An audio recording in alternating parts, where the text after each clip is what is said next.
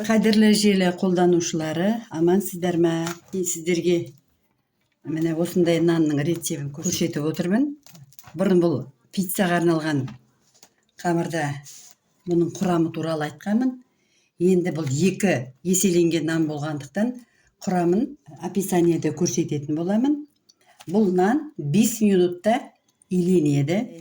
Басқа қосымша күшті қажет етпейді. Тоңазытқышта тұрады. Қашан пісіремін десеңіз де өзіңіздің еркіңізде. 1 күннен кейін пісіресіз бе, 2 күннен кейін бе, 3 күннен кейін бе, 5 аз-аздан пісіресіз бе, оны өзіңіздің көңіліңізге қарайсыз. Қамырға арналған рецепті біздің каналымызда бар. Мен бұл қамырды осыдан 3 күн бұрын дайындап, тоңазытқышқа салып қойдым. Қазір енді үйге нан қажет болғасын дастарханға нан илейін деп отырмын. Қазір сіздерге бетін ашып көрсетейін. Бұл біздің пиццаға арналған рецептіде де көрсетілген. Бұдан пицца пісіруге де болады. Қамыр пиццаның өте дәмін келтіреді. Мен қазір нанды 2 бөлікке бөліп, біреуін ұнмен, екіншісін мынандай черника қосылған сибирлік отрубимен басып көрсетемін. Бірінші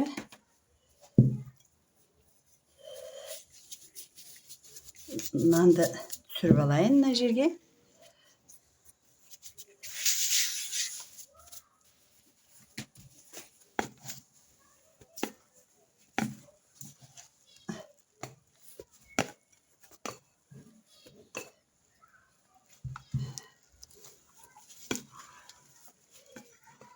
Екі бөлікке бүйтіп бөлейін.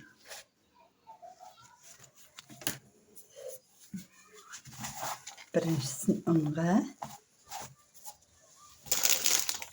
екіншісін отрубиға қылайын. Қоя тұрайын.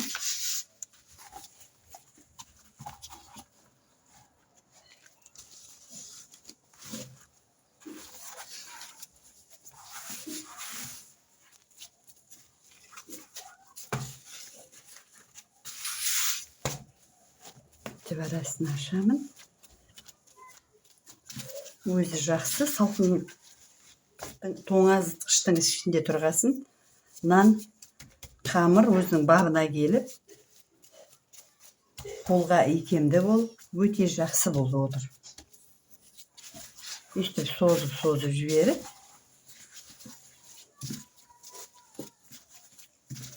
бұлай бүктеймін.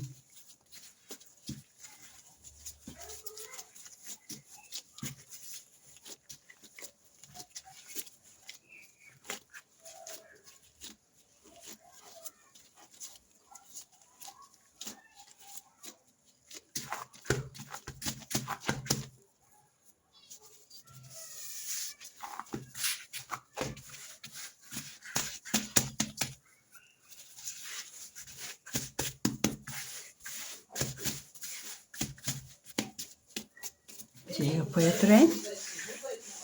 Енді мынаны отрубимен істеп жіберейін.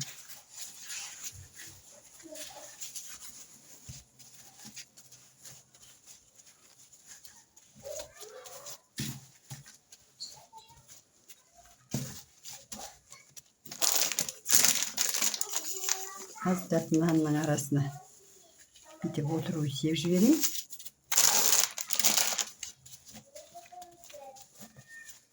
Сосын бүйтіп бүктеймін. Бұны да жаңағыдай қылып, сосын бүйтіп дөңгелектеймін.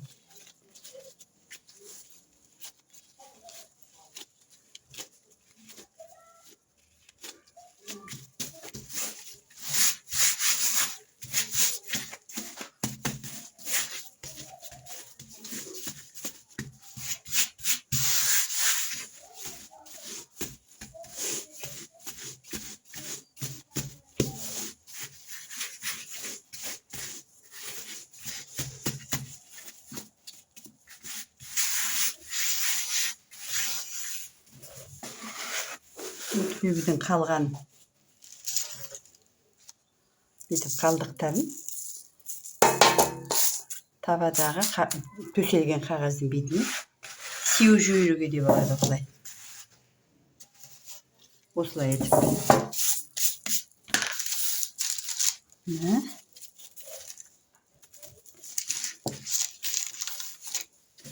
Екінші шетіне ұнға басылған қамырымды, отыруға басылған қамырымды қойып, енді жылы жерге көтерілуге қоямын. Әбден көтерілген соң пісіріп аламыз. Деп жауып қоямын.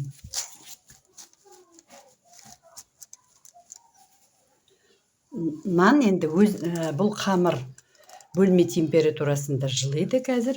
Сосын бірте-бірте көтеріліп, нан дайындауға болады сосын. Міне менің наным көтерілді. Нан болғандықтан 2 еселеп илеп отырмын қамырды. Қазір ортасынан бүйтіп лезвиямен кесіп саламда. Міне мынандай құралмен су бүркетін. Нанның бетіне суды бүркіп жіберем кішкене.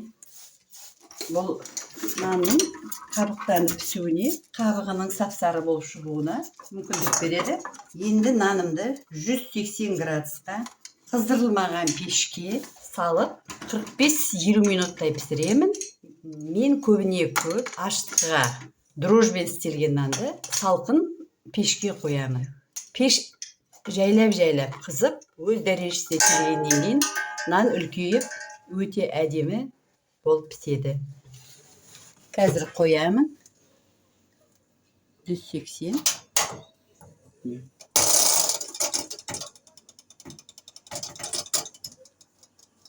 Пісті.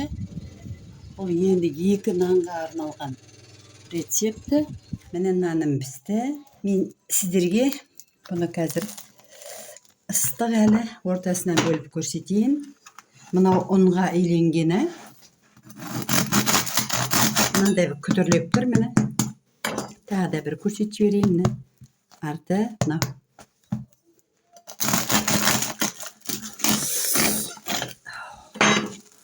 Міне мынандай болып пісті. Өте дәмді. Енді мынау жаңағы отыруға иленген астымды бұны да кесіп көрсетіп жіберейін сіздерге.